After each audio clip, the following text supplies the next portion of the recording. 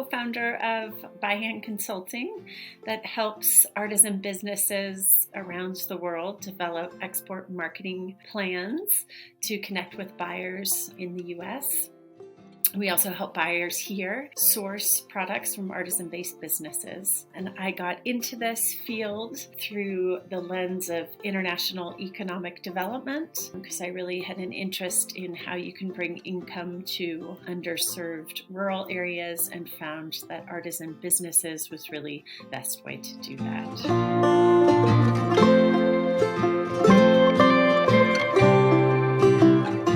So there's three main things that our business does. One is we help artisan businesses around the world develop, export B2B marketing plans to connect with buyers primarily in the US market, just really sort of the core focus and passion of our business. So that can be working one-on-one with an artisan business. It might be developing some trade show programs that help those artisan businesses connect with buyers here. The second thing that we do is we run coaching programs for social entrepreneurs working in the artisan sector. And that's where we're working with different organizations and institutions that want to put together more comprehensive programs to bring information and strategies to entrepreneurs in different regions of the world. And the last thing that we do is sourcing. So with that, we're helping buyers of both retail stores and designers, primarily here in the US, identify and develop relationships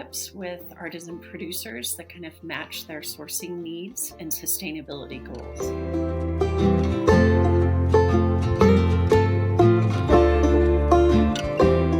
I've actually been in this industry now for 30 years, working both in the nonprofit sector as well as having my own wholesale business where I was buying and selling products, and then moving into this consulting role where I could translate my experience in the nonprofit sector and in business to provide really useful information to entrepreneurs in this field. And how the businesses or the sector has changed over the last 15 years is really tremendous. I think both technology has made it easier for buyers and producers to connect, and that's really accelerated this field, as well as the interest in ethical sourcing, sustainability, and handmade products. That growing interest amongst consumers has really helped the field expand and deepen.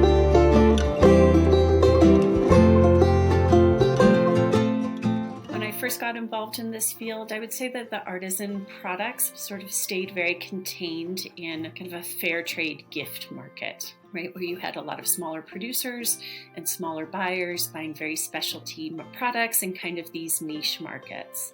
And what we've seen over the last 15 or 30 years, actually, that I've been in this field is how artisanal products, handmade products, ethically sourced products, fair trade products, right? There's many different names that we use to describe these types of products and this type of sourcing. It's definitely moved into a more mainstream market. So we now see artisan products and handmade products in both kind of the mass market, the mainstream market, and the luxury market today. It crosses many different positions sort of within the marketplace today. It's also expanded out to be into more categories, whereas handmade and artisan products used to stay very focused in this niche sort of gift markets. We're seeing artisan products expand much more into fashion and much more into sort of core home furnishing. So it's kind of an expansion across both sort of price point and branding, and an expansion across product categories, which has brought artisan products into working with some of the larger and named retailers out there in the marketplace today.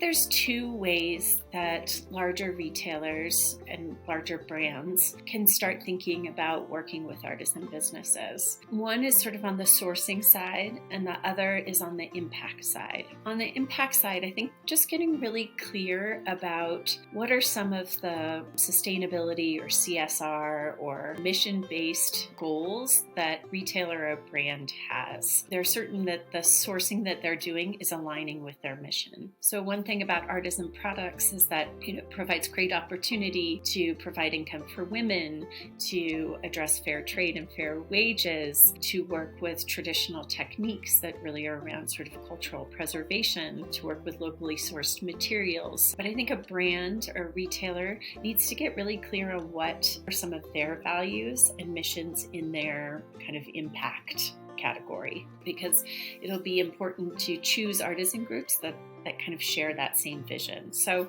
the first is just thinking about and getting clearly defining what those goals are for them. The second is, as they're thinking about adding artisan producers into their sourcing portfolio, to think about that they're not just buying a product, but they're going to be developing a relationship with a supplier. By that, I mean, as they're looking for artisan groups, right? Really thinking about what are some of the production techniques that artisan group offers, what's really unique about that artisan producer, so that they can design into those unique talents and sort of competitive advantages of those artisan producers. It's not just sort of finding an artisan supplier that fits within their existing merchandising strategy necessarily, but how can you find an artisan supplier that you want to work with to develop something that's really new, to bring kind of a unique product to the sourcing mix.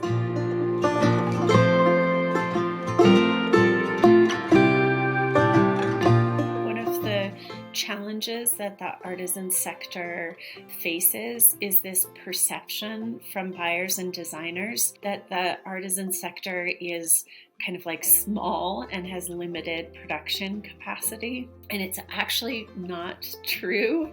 The artisan sector is huge.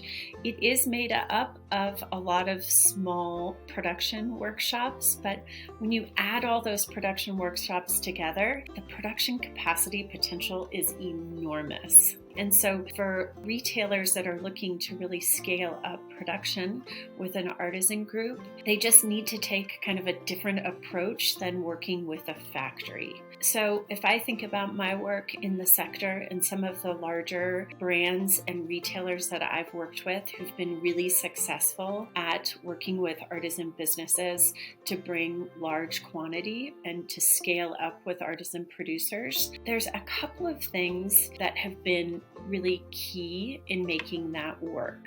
I mean, I have seen companies from as big as Walmart and Target to Macy's and Nordstrom's and the Williams-Sonoma family of companies work very successfully with artisan producers. So it is absolutely possible. A couple of the things that are key to helping to scaling up production with an artisan business is to really understand that you're not going to work with an artisan-based business in the same way that you're going to work with a factory production. With an artisan business, a buyer might get more involved in sourcing the raw materials with an artisan business to make sure that they can help meet that scale, because that can oftentimes be a challenge for an artisan business to scale up to the quantities needed. The second thing is to really think about a production plan that works well for an artisan business. So often when we're working in factory-based productions, you can place a really large PO, the factory can produce the entire PO and ship it. Oftentimes with artisan production, what you want to be doing is doing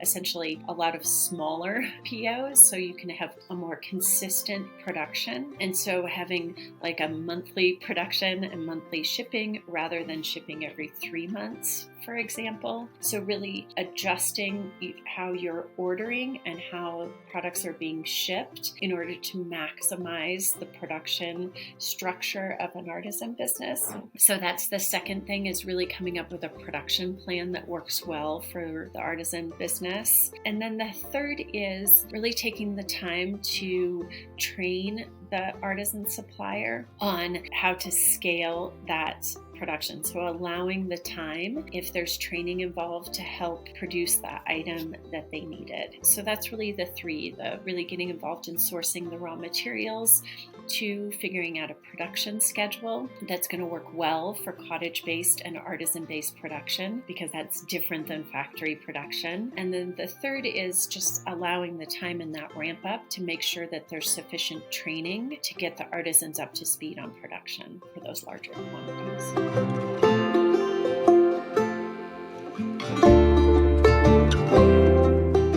I believe a common misconception is that the quality of handmade products is not as consistent as factory-made production. And I think quality control and addressing the quality issue is really important, right? And is one of the keys also to scaling production of artisan groups. And I believe it's actually a very solvable problem. So it's always one that I like to talk about. Certainly part of the beauty of handmade and artisan-based production is that there's always a slight variation because it's handmade. And that's part of the beauty of the product. And we see time and time again that consumers actually like that slight difference in product. Oftentimes, though, that slight variation can be misperceived as buyers as not consistent quality. So I think really addressing quality control and having good systems in place for defining and monitoring quality is something that's really important when working in the artisan sector, because that slight variation is what buyers are actually seeking, right? But just to understand that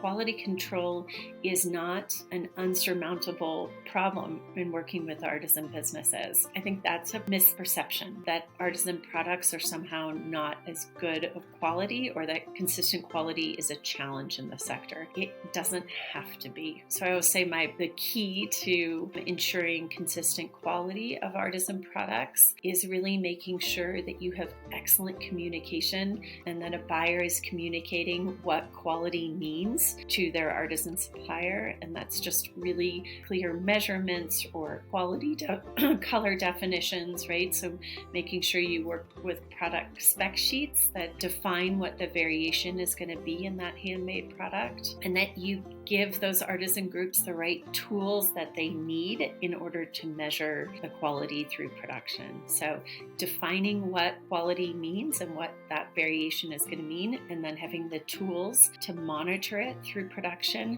With those two approaches, you can ensure consistent quality in production of artisan products on a large scale.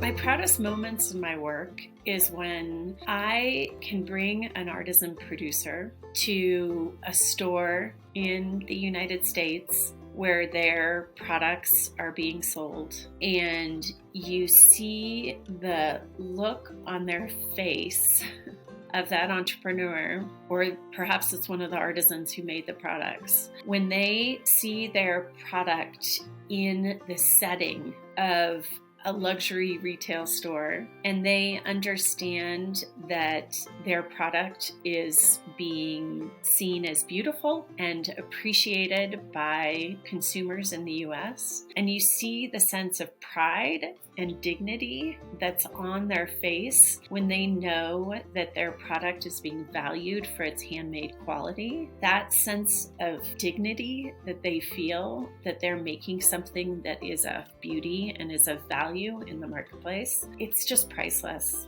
That's my proudest moment, honestly. I think handmade products have a soul to them and a spirit to them that consumers perceive, buyers perceive, and artisans are proud of. And so often in this marketplace, artisan products are positioned as being kind of, for lack of a better word, sort of like pity products, right? You're buying it in order to help out this artisan group. And I just think in the big picture, artisans are bringing us products that have such integrity and such beauty to them. We think that we're out there helping artisan groups generate income for their communities, etc., which we are. But I think actually they are helping us by bringing a product to us that has such integrity and such impact that they have such a huge value proposition in this marketplace. And when they see that and realize that they have power to help us make this world a better place, that's really exciting.